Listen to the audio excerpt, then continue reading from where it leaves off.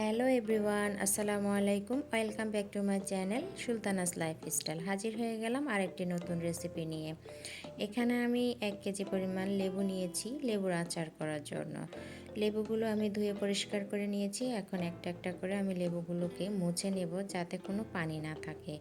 আপনারা টিস্যু অথবা পাতলা কাপড়ের সাহায্যে লেবুগুলো মুছে নিতে পারেন। অবশ্যই শিওর হতে হবে যেন লেবুর মধ্যে কোনো পানি না থাকে। পানি থাকলে লেবুর আচার খুব সহজেই নষ্ট হয়ে যাবে, অনেক দিন সংরক্ষণ করতে পারবেন না। সেই জন্য আমি একটা একটা করে লেবুগুলোকে টিস্যুর সাহায্যে মুছে নিচ্ছি। লেবুগুলো আমার মোছা হয়ে গেছে, দেখুন।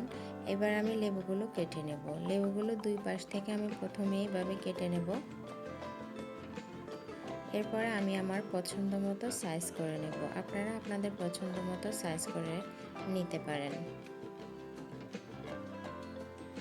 দেখুন আমি কিভাবে কেটে নিচ্ছি। লেবুর মাঝখানের এই সাদা অংশটুকু অবশ্যই ফেলে দিতে হবে, না হলে লেবুর আচার তিতা হয়ে যাবে।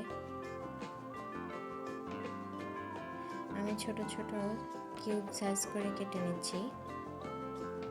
লেবুগুলো আমার কাটা হয়ে গেছে, দেখুন। এবার আমি চলে যাব চুলায় আমি তেল গরম করে নেব। অবশ্যই আচারটা সরিষার তেলে করে নেবেন, তাহলে লেবুর আচারের পারফেক্ট স্বাদটা পাওয়া যাবে। এখানে আমি তীরের সরিষার তেল নিয়ে নিচ্ছি, আপনি আপনার যে কোনো কোম্পানির সরিষার তেল নিতে পারেন। দিয়ে দেবো এর মধ্যে 1 চামচ পরিমাণ 5 ফোড়ন, তাহলে আচারের টেস্ট অনেক ভালো আসবে। একটু নেড়ে চেড়ে অল্প একটু ফুটন ওঠা পর্যন্ত অপেক্ষা করব, বেশি ফুটানোর দরকার নেই। হয়ে গেল আমার তেল, চলে এলাম আবার লেবু নিয়ে। এখানে আমি দিয়ে দিলাম 5 ফোড়ন এবং সরিষা গুঁড়ো করে রেখেছিলাম তার 2 চামচ, হলুদ 1 চামচ, জিরা 1 চামচ, দিয়ে দেব মরিচের গুঁড়া 1 চামচ,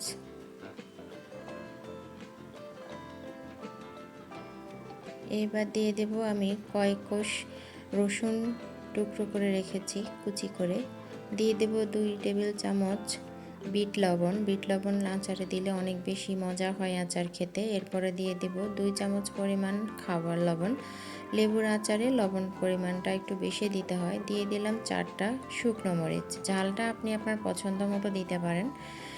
এরপর আমি এভাবেই লেবুগুলোকে একটু মেখে নেব, হাত লাগাবো না, কারণ এই লেবুর আচারটা যদি বেশি কচলিয়ে মাখতে যাই তাহলে কিন্তু তিতা হয়ে যাবে, খাওয়া যাবে না। সেজন্য যতটা সম্ভব একদমই আলতোভাবে এটাকে মেখে নিতে হবে।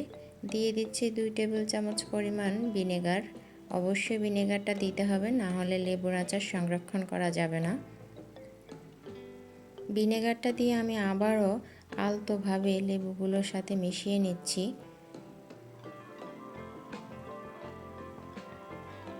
মেশানো হয়ে গেছে, আমি এবার একটা কাঁচের জারে লেবুগুলো নিয়ে নেব। অবশ্যই কাঁচের জারে নেবেন, কাঁচের জারে যে কোনো আচার অনেক দিন ভালো থাকে।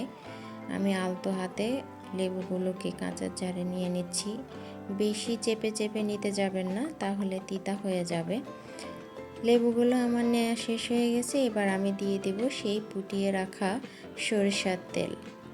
সরিষার তেলটা যখন আপনি দিবেন তখন অবশ্যই ঠান্ডা করে দেবেন, যেন গরম না থাকে। লেবুর আচার কখনো চুলায় রান্না করা যাবে না, তাহলে তিতা হয়ে যাবে। আমি আমার সরিষার তেলটা ঠান্ডা করে দিয়ে দিয়েছি। সরিষার তেলের পরিমাণটা এমন হতে হবে যেন লেবুর টুকরোগুলো সরিষার তেলের মধ্যে ডুবানো থাকে।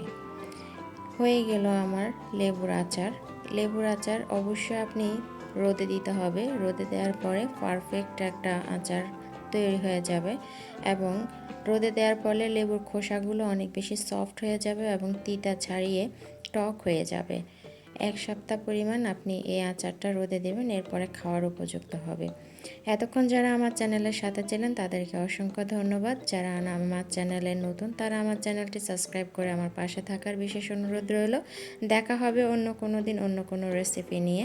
সেই পর্যন্ত সবাই ভালো থাকবেন, সুস্থ থাকবেন। আসসালামু আলাইকুম, আল্লাহ হাফেজ।